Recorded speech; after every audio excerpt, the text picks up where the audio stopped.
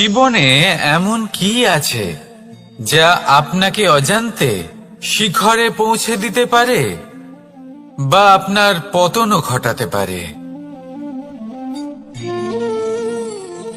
সঙ্গতি। যদি আপনি কোনো শ্রেষ্ঠ ব্যক্তির সঙ্গ লাভ করেন, তাহলে তার শুভ চিন্তা, তার গুণ, তার স্বভাব আপনার মধ্যে চলে আসবে। আপনি আরো শ্রেষ্ঠ হয়ে উঠবেন। আবার সেখানেই যদি আপনি কোনো দুষ্ট ব্যক্তির সঙ্গতি লাভ করেন, কোনো খারাপ মানুষের সঙ্গতি লাভ করেন, তাহলে আপনার শুভ চিন্তা, আপনার গুণ, তা যে কখন আপনার থেকে কেড়ে নেওয়া হবে সেটা আপনি জানতেও পারবেন না। দেখুন, এই সঙ্গতি হলো অত্যন্ত গুরুত্বপূর্ণ। এই সঙ্গতি আপনার নিয়তি নির্ধারণ করে। আপনাকে উদাহরণ দিলে, বৃষ্টির ফোঁটাকে দেখুন। যদি কোনো ফোঁটা গাছের পাতায় এসে পড়ে, তাহলে তা জীবন দান করতে পারে। যদি এমন কোনো ফোঁটা সাপের মুখে এসে পড়ে, তাহলে তা বিষে পরিণত হয়। যেমন সঙ্গ তেমন নিয়তি। এবার দুর্ভাগ্যের বিষয় হলো এটাই যে বর্ষার ফোঁটা নির্ধারণ করতে পারে না সে কোথায় পড়তে চায়। তার নির্বাচনের ক্ষমতা নেই। কিন্তু আপনার কাছে তো বিবেক আছে, আপনি ভাবতে পারেন, চিন্তা করতে পারেন। তাহলে আপনি ভাবুন, আপনি কি এমন সঙ্গ চান যা শ্রেষ্ঠ, নাকি এমন সঙ্গ চান যা অশুভ? নির্বাচন আপনারই। শ্রেষ্ঠ সঙ্গ বাছুন আর আমার সাথে ভালোবেসে বলুন, রাধা রাধা। আমাদের জীবনে অত্যন্ত গুরুত্বপূর্ণ একটা আশা বসবাস করে, বিশ্বাসের রূপে। বিশ্বাস যা আমরা ঈশ্বরের ওপর করি, ভাগ্য, প্রারব্ধের ওপর করি, নিয়তির ওপর করি। যখনই ভালো কিছু হয় আমরা বলি, এ হলো ঈশ্বরের দয়া। যখন খারাপ কিছু হয় আমরা বলি, এ হলো ঈশ্বরের মায়া। কখনো ঈশ্বর বা ভাগ্য বা প্রারব্ধ বা নিয়তি। আপনি নিজে কোথায় তা কখনো ভেবেছেন? আপনি বিশ্বাস করছেন ঈশ্বরের উপর, প্রারব্ধের উপর, কখনো নিজের উপর করেছেন? আমি আপনাকে একটা সহজ কথা বলি, যদি আপনি ঈশ্বরের উপর বিশ্বাস রাখেন, শুধুই ঈশ্বরের উপর বিশ্বাস, তাহলে আপনি সেটাই পাবেন যেটা আপনার ভাগ্যে লেখা রয়েছে। কিন্তু যদি আপনি নিজের উপর বিশ্বাস রাখেন, আত্মবিশ্বাস রাখতে শেখেন, তাহলে ঈশ্বর আর নিয়তি দুজনে মিলে আপনার ভাগ্যে সেটাই লিখবে যা আপনি চাইছেন। তাই মনে রাখবেন, সাফল্যের পথ হলো এই বিশ্বাস। নিজের আত্মবিশ্বাসকে ধরে রাখতে শিখুন। দেখবেন আত্মা প্রসন্নতায় ভরে উঠবে। তাহলে আসুন এই প্রসন্ন ভাব নিয়েই বলুন, রাধা রাধা।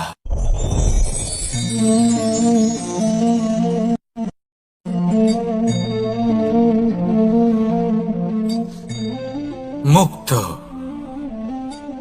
এই মুক্তই সবাইকে মোহিত করে দেয়, নিজের দিকে আকর্ষিত করে। অত্যন্ত সুন্দর, গোল, শুভ্র। মুক্ত দ্বারা নির্মিত আভূষণ, তা হয়তো সে মুকুটই হোক বা কোনো স্ত্রীর অলংকার, তাকে আরো সুন্দর করে তোলে, তাকে আরো সুন্দর দেখতে লাগে।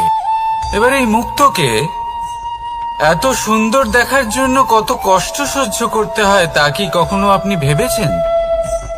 এই মুক্ত ঝিনুক থেকে বের করা হয়। ঝিনুক, যা কিনা সমুদ্রের তলদেশে থাকে। ওকে কত কষ্ট সহ্য করতে হয়, জলের চাপ সহ্য করতে হয়, সমুদ্রের স্রোত সহ্য করতে হয়।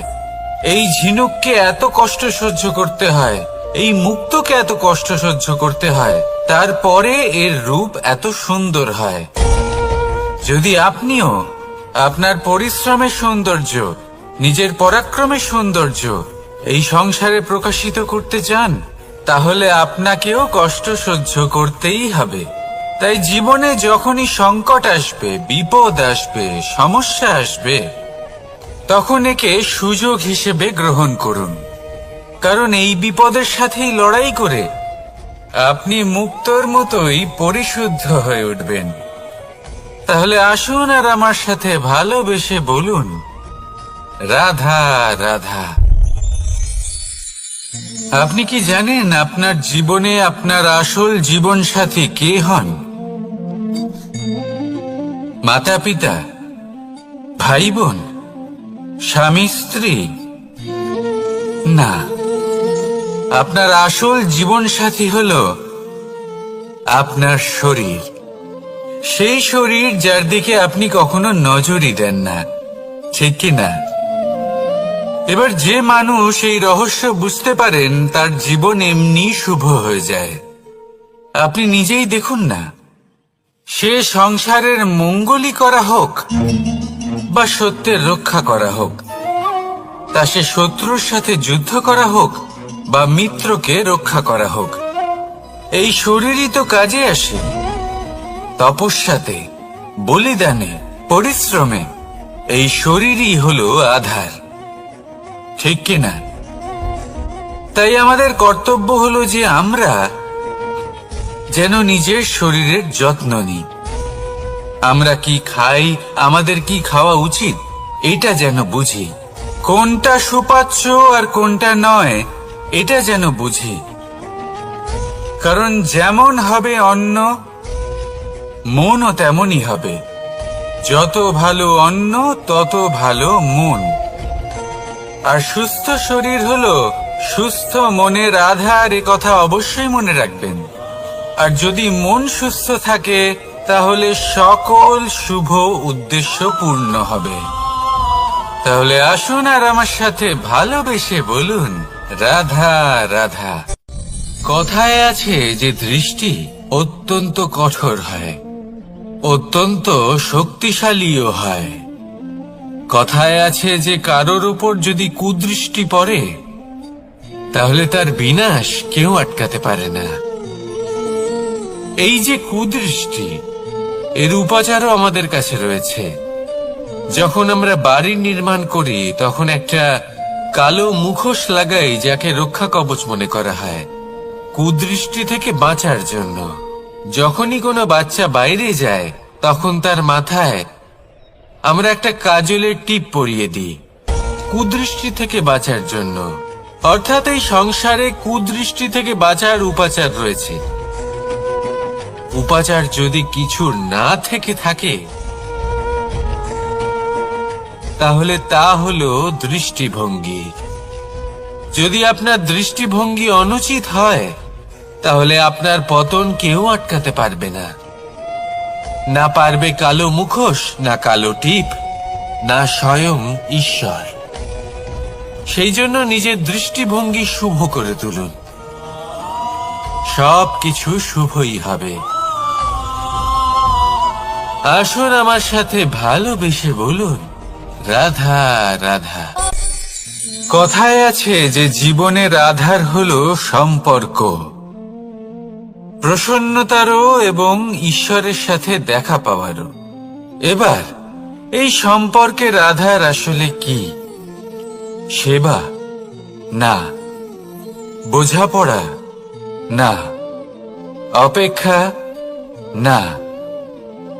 এই সম্পর্কের আধার হলো বিশ্বাস। যদি বিশ্বাস ভেঙে যায়, তাহলে জেনে রাখবেন যে সম্পর্করূপী এই ভবন, এর ভিতই ভেঙে গেল। আর যদি ভিত ভেঙে যায়, তাহলে সেখানে অন্য কোনো ভবন নির্মাণ সম্ভব নয়, সম্ভবই নয়।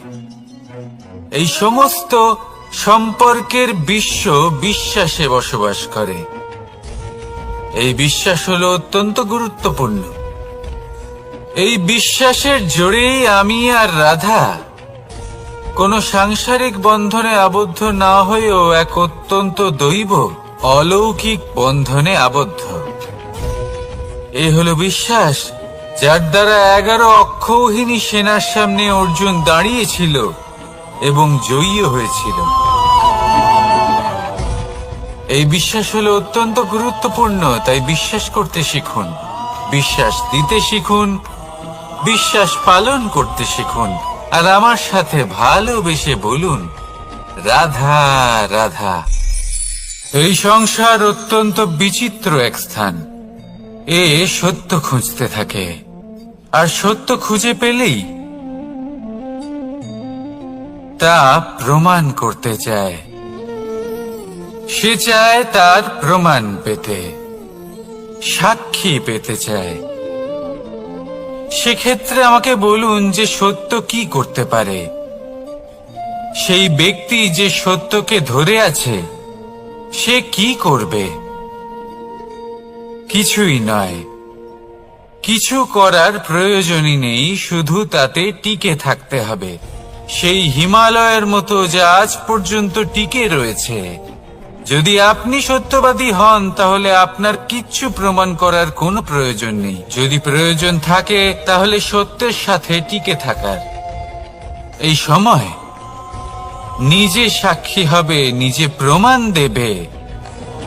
এই নিয়তি স্বয়ং প্রমাণিত করবে যে আপনি সত্যবাদী ছিলেন, আপনি সত্যের পথে ছিলেন। তাহলে আসুন আর আমার সাথে ভালোবেসে বলুন, রাধা রাধা। ঈশ্বর আমাদের হাত প্রদান করেছেন।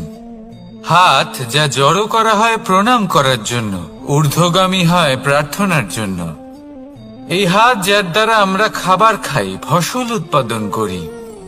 কিন্তু এই হাতের দ্বারা সবথেকে শ্রেষ্ঠ কাজ কি হতে পারে? সেবা। আজ্ঞে হ্যাঁ, সেই হাত যা সামনে এগিয়ে আসে সেবা করার জন্য, যে সেবা করে তাদের যারা দুঃখে থাকেন, নিরাশ হয়ে থাকেন, যারা সেবা করেন তাদের যারা কিনা দরিদ্র। সেই হাত হলো সব থেকে অধিক মহান। ঈশ্বরকে দীনবন্ধু বলা হয়ে থাকে, কারণ যারা দুঃখী হন, নিরাশ হন, দরিদ্র হন, ঈশ্বর তাদের সাহায্য করেন, তাদের সহায়ক হন, তাদের মধ্যে ঈশ্বর বাস করেন। তাই আপনারা যদি এটাই করেন, যারা দুঃখে আছেন, নিরাশ হয়ে আছেন, যাদের সাহায্যের প্রয়োজন রয়েছে, যদি আপনি তাদের সাহায্য করেন, তাহলে আপনি এমন এক চৈতন্য লাভ করবেন যে আপনি তৃপ্ত হয়ে উঠবেন। তাহলে সবার সেবা করুন আর আমার সাথে ভালোবেসে বলুন, রাধা রাধা। ভয়। জীবনে আমরা কোন কোন বিষয়ে ভয় পাই? কোনো মানুষকে হারানোর ভয়, কোনো মানুষ, কোনো সম্পর্ককে হারানোর ভয়, অর্থহানির ভয়, সময়হানির ভয়। এবার বিষয়টা হলো, এই ভয় কখনো আমাদের কোনো লাভ করে না। এটা সবসময় আমাদের পিছনে ঠেলে আর নিচু স্তরে নামিয়ে দেয়, কখনোই আমাদের উত্থানের কারণ হয় না।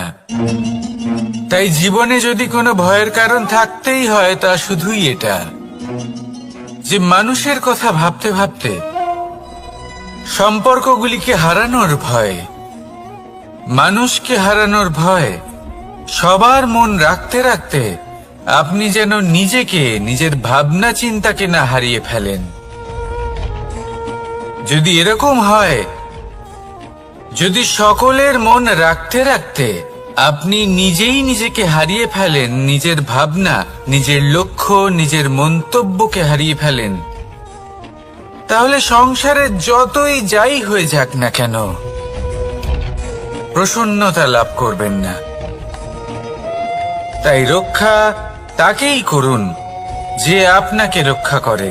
আপনার মানসিকতা, আপনার ব্যক্তিত্ব, আপনার লক্ষ্যকে রক্ষা করে। আর যদি কোনো বিষয় ভীত হতে হয়, তবে আপনি যেন নিজের উদ্দেশ্যের থেকে দূরে না চলে যান। তাহলে আসুন আর আমার সাথে ভালোবেসে বলুন, রাধা রাধা। সময় একটু একটু করে কেটে যায়, একটু একটু করে নিকটে আসে। খুব অদ্ভুত ব্যাপার। এই সময় প্রতিকূল হলেও একটু একটু করে কেটে যায়। এই সময় যদি ভালো হয় তাহলে একটু একটু করে নিকটে আসে। অনুচিত তখনই হয় যখন আমরা নিজেদের অসফলতার জন্য সময়কে দোষ দিই, কিন্তু আসলে তেমনটা হয় না। আপনার পরিশ্রম আর প্রয়াস দ্বারাই আপনি সাফল্য লাভ করবেন, সময়ের দ্বারা নয়। যদি এই সাফল্য একটা সুন্দর ভবন হয় তাহলে সময় হলো তার দেওয়ালের রং, যা সময়ের সাথে বদলাবে, সময়ের সাথে ফিকেও হয়ে যাবে।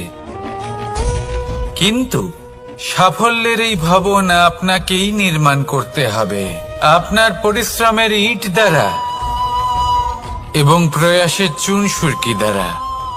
তাই পরিশ্রম আর প্রয়াস করতে থাকুন, সাফল্য আপনি অবশ্যই পাবেন। সময় যদি আজ ভালো না হয় তাহলে কাল অবশ্যই হবে।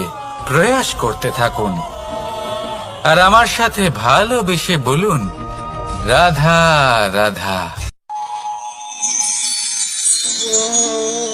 এ হলো গোলাপ ফুল। একে আমরা সকলেই চিনি। সমগ্র সংসার ভালোবাসে এই পুষ্পকে। এই ফুল দেখতেও সুন্দর। সবথেকে বেশি গুরুত্বপূর্ণ কথা হলো এর সুগন্ধ, যা দূর দূরান্ত থেকে ব্যক্তিদেরকে আকৃষ্ট করে। এই সুন্দর পুষ্প একটু মন দিয়ে দেখলেই দেখা যায় এর নিচে কাঁটা রয়েছে। এই সংসার বলে, এ প্রকৃতির কেমন রচনা, এত কোমল পুষ্প, এটা কি তীক্ষ্ণ কাঁটা সহ প্রস্ফুটিত হয়? এটাই হলো জীবনের সত্য। আমাদের অন্তরের সদ্গুণ, সেগুলিও এই ফুলের মতোই সুন্দর। সংসারের সৌন্দর্য দেখতে পায়, এর সুগন্ধ চতুর্দিকে ছড়িয়ে পড়ে। কিন্তু এই সদ্গুণ জাগ্রত করে তোলার জন্য কঠোর পরিশ্রম করতে হয়, প্রতিনিয়ত চেষ্টা করে যেতে হয়। তাই জন্য যদি আপনি জানেন আপনার পথ উচিত কিন্তু তা কাঁটায় পরিপূর্ণ, তাহলে থামবেন না, চলতে থাকুন। একবার যদি অন্তরের সদ্গুণ জাগ্রত হয় তাহলে এই সংসার এর সৌন্দর্য দেখবে আর সুগন্ধে আকর্ষিত হয়ে আপনার কাছে আসবে। এই মন, এই জীবন প্রসন্ন হয়ে বলবে, রাধা রাধা।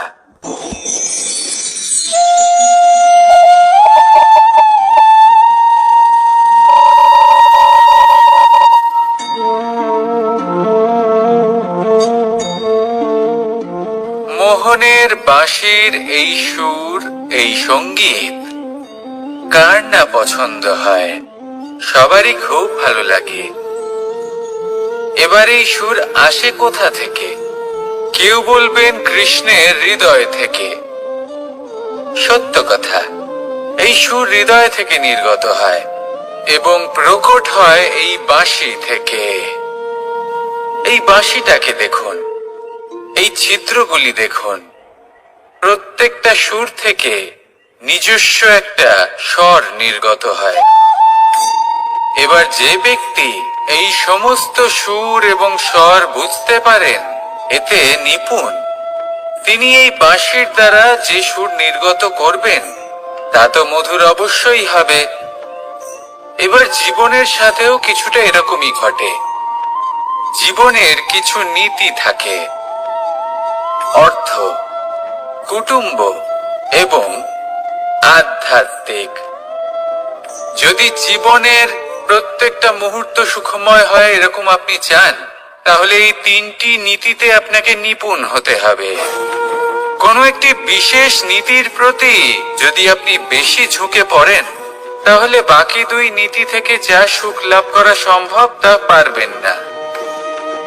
ধন অর্জন করতে হবে পরিবারের জন্য। পরিবারের সুখ মনের শান্তির জন্য। মনে শান্তির প্রয়োজন মনের শুদ্ধতার জন্য।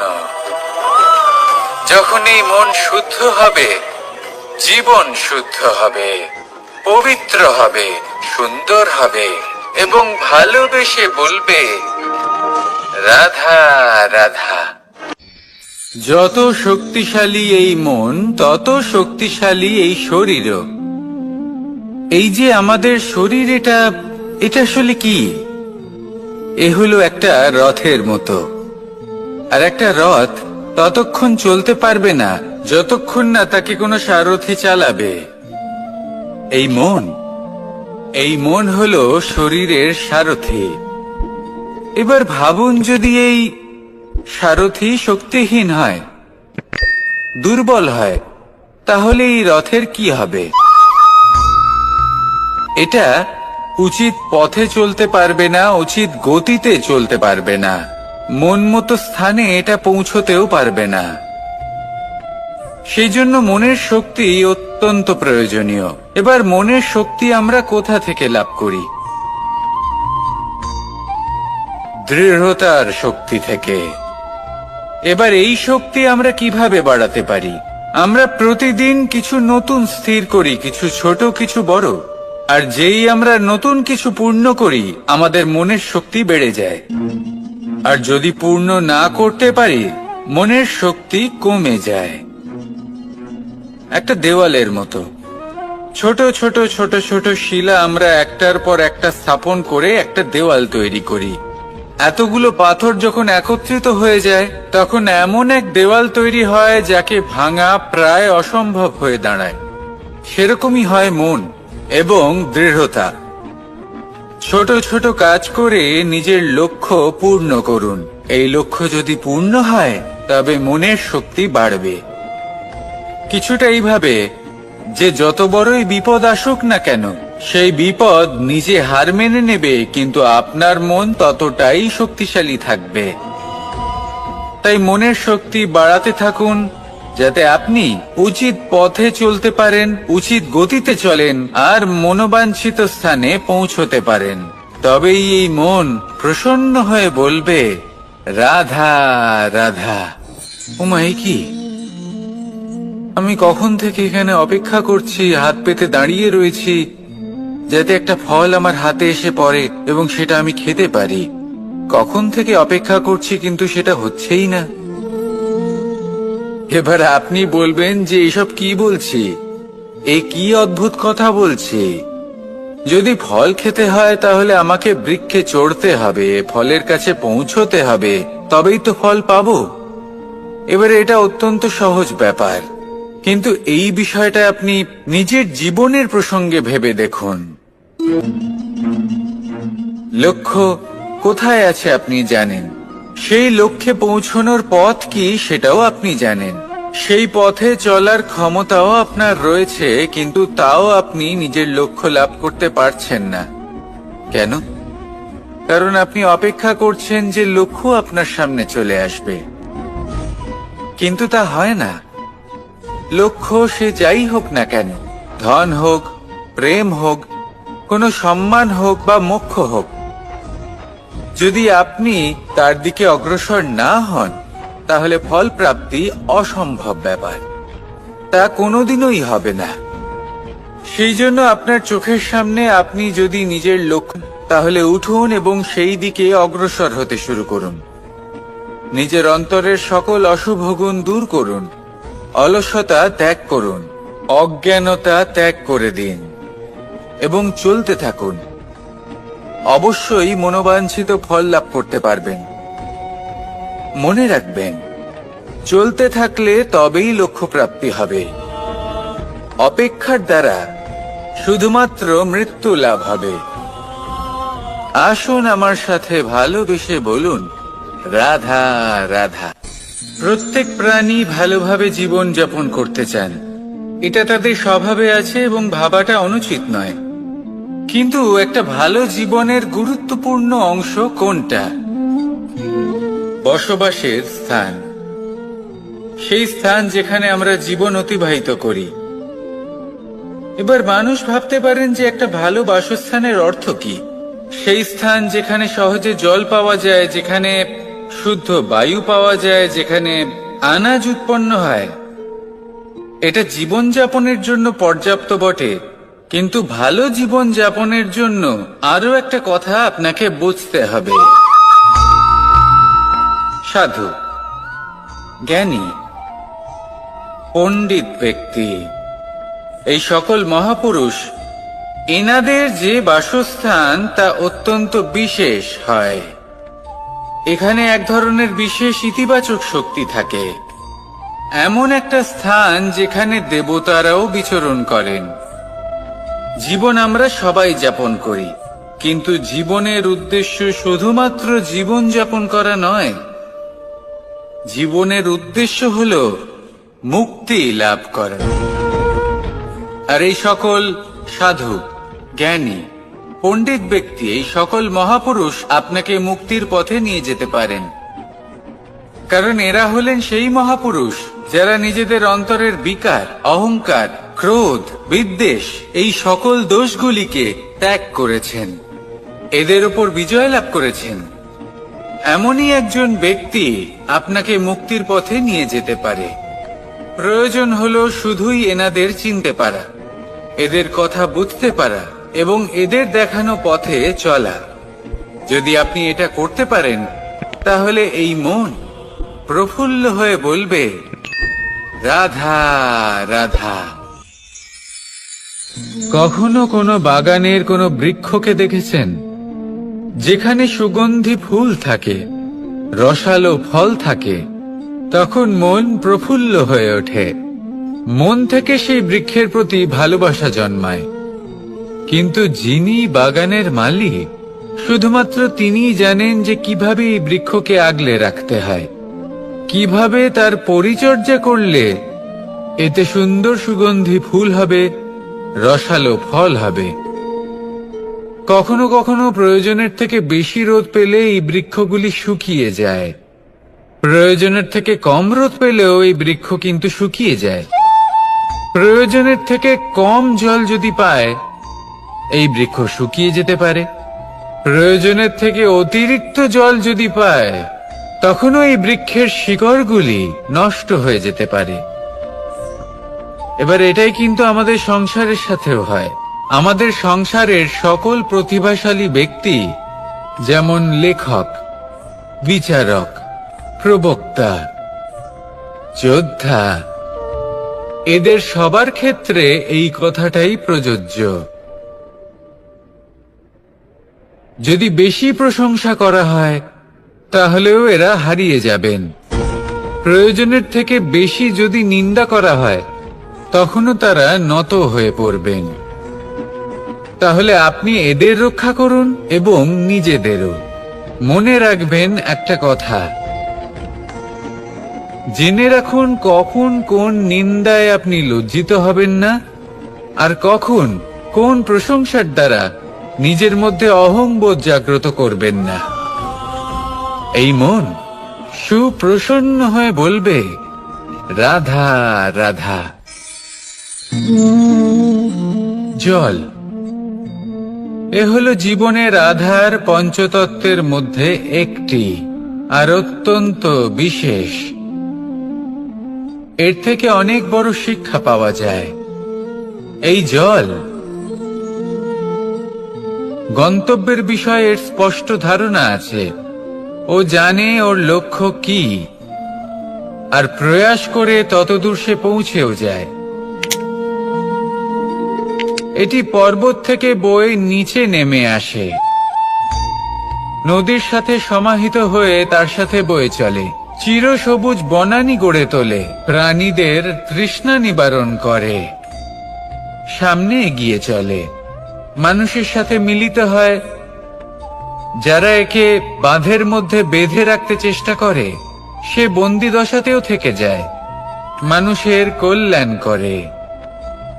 তারপর বাঁধ থেকে মুক্তি পেয়ে এগিয়ে চলে, কোথাও ধাক্কা খায়, কোথাও বাধা পড়ে, কোথাও যদি পথ খুঁজে না পায়, তাহলে পথ খুঁজেই নেয়, আর যেখানে পথ থাকে না সেখানে পথ বানিয়ে নেয়, আর শেষ পর্যন্ত নিজের লক্ষ্যে পৌঁছেই যায়, অর্থাৎ সমুদ্রে গিয়ে সমাহিত হয়ে যায়।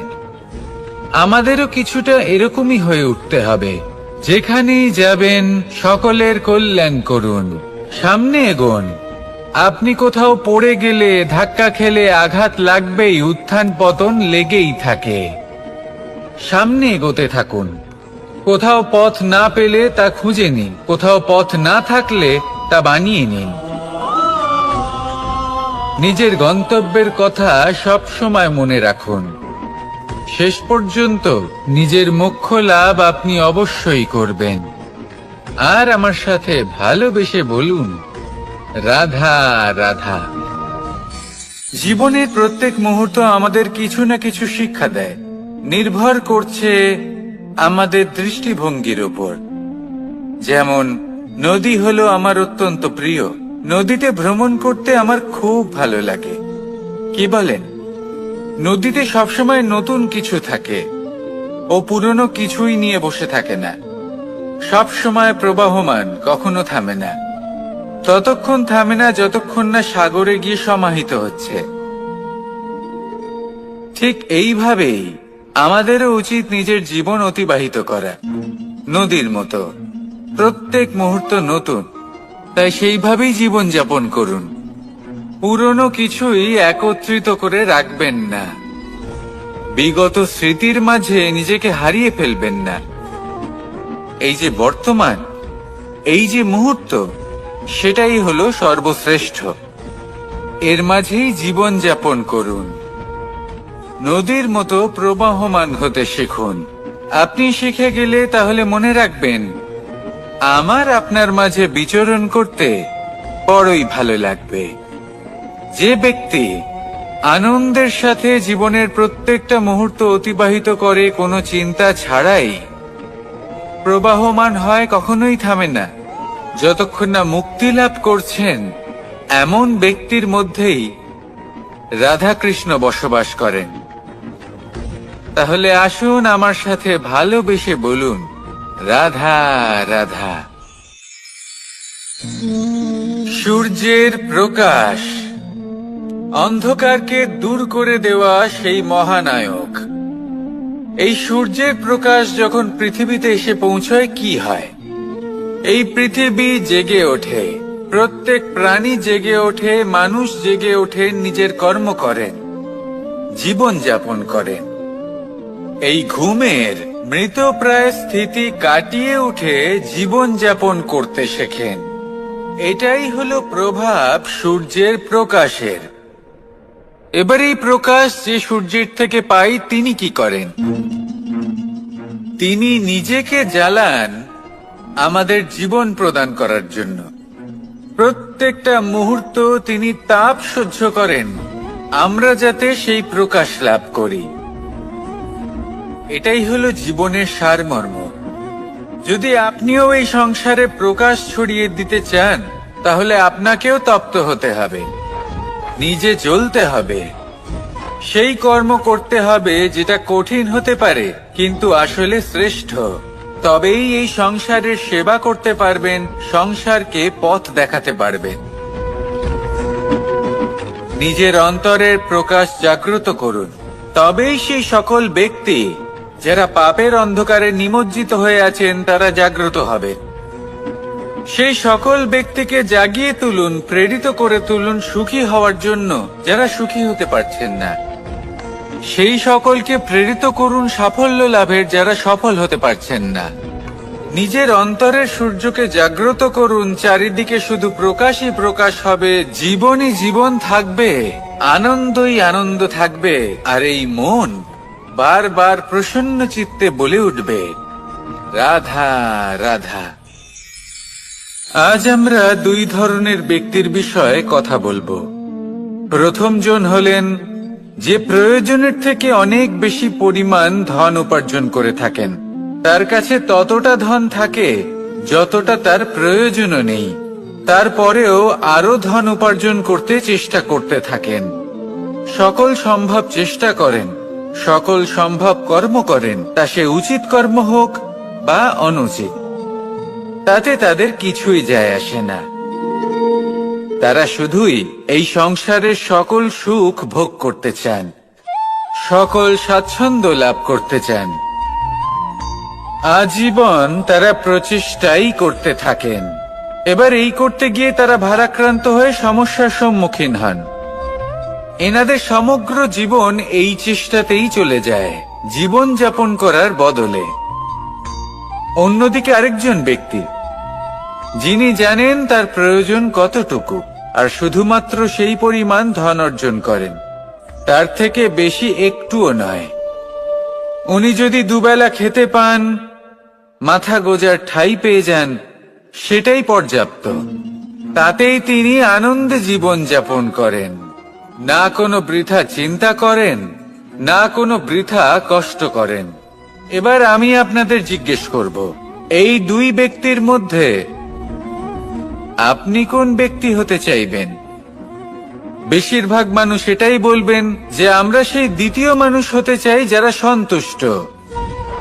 কিন্তু যদি মন দিয়ে দেখেন, আপনিও সেই কর্মই করছেন যা প্রথম ব্যক্তি করেন। আপনারা সবসময় চেষ্টা করে চলেছেন, এটাও লাভ করতে হবে, ওটাও লাভ করতে হবে, আমার এটারও প্রয়োজন, ওটারও প্রয়োজন। আপনি অনেক কিছু লাভ করেছেন, কিন্তু প্রশ্ন এটাই যে আপনার কি সেই সবকিছুর প্রয়োজন রয়েছে? এর উত্তর আপনার অন্তর্মনে রয়েছে। আপনার মন জানে যে আপনার প্রয়োজন কতটুকু। সেখানে গিয়ে দেখুন। সন্তুষ্টি মানুষকে আনন্দ দেয়। মানুষ যতটা সন্তুষ্ট হবে, ততটাই সে আনন্দ লাভ করবে। এবার আপনাকে এই সিদ্ধান্ত নিতে হবে যে আপনি কখন আর কোথায় সন্তুষ্টি লাভ করবেন, কত কিছু লাভ করার পরে সন্তুষ্ট হবেন। এই উত্তর আপনি মন থেকে পাবেন। এই সমাজের চাহিদায় জড়িয়ে নিজেকে বিভ্রান্ত করবেন না। নিজের অন্তরের এই মিথ্যে অহংবোধকে প্রশ্রয় দিতে গিয়ে যদি আপনি এরকম প্রয়াস করতে থাকেন, তাহলে জীবনযাপন কখন করবেন? থেমে যান, শান্ত হয়ে যান, নিজের অন্তর্মনে নিমজ্জিত হয়ে দেখুন যে সন্তুষ্টি কোথায়। এই সন্তুষ্টি লাভ করুন। এই মন প্রসন্ন হয়ে বলবে, রাধা রাধা। ক্ষমা একটা অত্যন্ত সুন্দর শব্দ, আমার খুব প্রিয় শব্দ। কিন্তু এই ক্ষমা কখন আর কিভাবে প্রয়োগ করতে হবে সেটা বোঝা প্রয়োজনীয়। এক, যদি আপনি কোনো অন্যায় করেন আর ক্ষমা না চান, ক্ষমা প্রার্থনা না করেন, ক্ষমা চাওয়া থেকে এড়িয়ে যান, তাহলে তাতে আপনারই ক্ষতি হবে। কিভাবে? ক্ষমা না চাইলে মনের মধ্যে অহংকার জাগ্রত হয়, আর অহংকার তো প্রকৃত অর্থে আমাদের ক্ষতিই করে।